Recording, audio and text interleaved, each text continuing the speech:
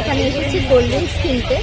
সেদিনকে আমরা Eden garden থেকে সোজা চলে গিয়েছিলাম গঙ্গাঘাটে, বাবুঘাটে, ওখানে গঙ্গা আরতি দেখার জন্য। তো প্রথমে আমরা একটাও চেয়ার পাইনি, তার কারণ আগে থেকেই সব চেয়ারগুলো রিজার্ভ হয়ে গেছিলো।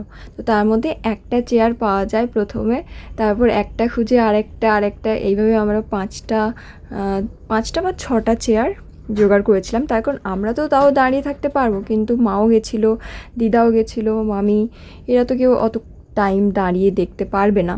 তো এদের জন্যই মেনলি চেয়ারগুলো আমাদেরকে অনেক কষ্ট করে জোগাড় করতে হয়েছিল।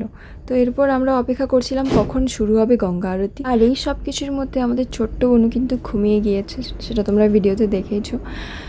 তো তার মধ্যে বাচ্চাগুলো সব আইসক্রিম খাবে বলে জেদ করছিল, তাই দিদি ভাবলো যে আগে আইসক্রিমটা খুঁজে আনা যাক। তো এখন আমরা এখানে এসেছি কোল্ড ড্রিঙ্কস কিনতে। তো কোল্ড ড্রিঙ্কসটাও পেলাম না। কোল্ড ড্রিঙ্কস হয়েছে, আমরা যেটা মানে এই দোকানটা কিনি, থামসআপ নেই। তো ভাই তো আইসক্রিম খাবে বলে আইসক্রিমটা পেলো না, ওদের মনটা খারাপ হয়ে গেল বাচ্চাদের। তো দেখি আর কি আইসক্রিম দোকানে ফাঁকা দিয়েছি বলে গরমকালে একটা আইসক্রিম। তো দেখি কোন যাই, দোকানটা খুলেছে কিনা কোল্ড ড্রিঙ্কস। তো চলো বাবা।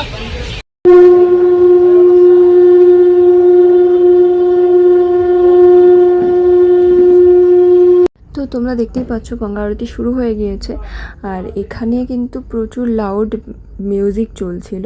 তো কপিরাইট দিয়ে দেওয়ার চান্স রয়েছে, সেজন্য আমি এখানে ভয়েস ওভার দিচ্ছি।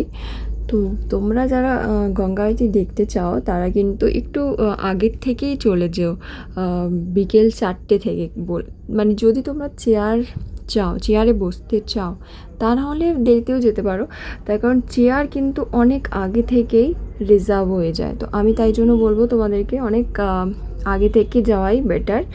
আর তোমরা চাইলে কিন্তু ক্রুজগুলো যে রয়েছে ওগুলোতেও চড়তে পারো। ওই কয়েকটা ক্রুজ রয়েছে যেগুলো কিন্তু গঙ্গা আরতি দেখার জন্য।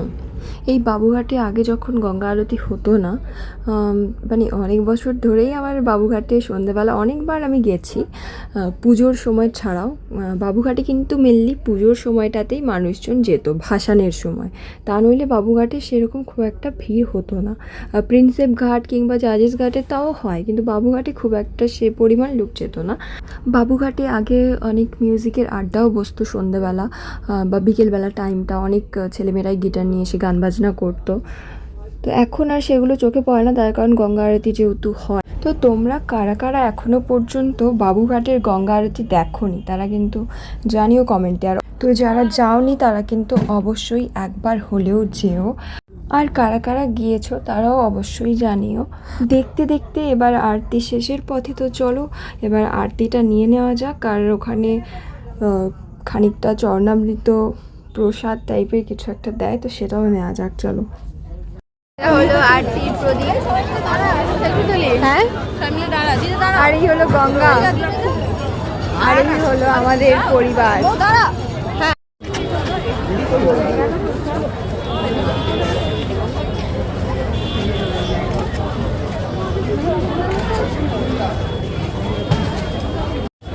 তো এই হলো গঙ্গাঘাটে গঙ্গা দেবীর মন্দির।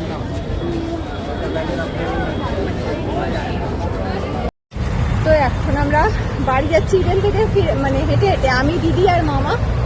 আর বাকিরা চলে গেছে গাড়িতে। আমাদের কপাল খারাপ, তো ভীষণ গরম লাগছে, হ্যাঁ একটু হাওয়া নেই। তো চলো আজকের ভিডিওটা এখানে এন্ড করছি, দেখা হচ্ছে নেক্সট ভিডিওতে। Bye bye, tata tata.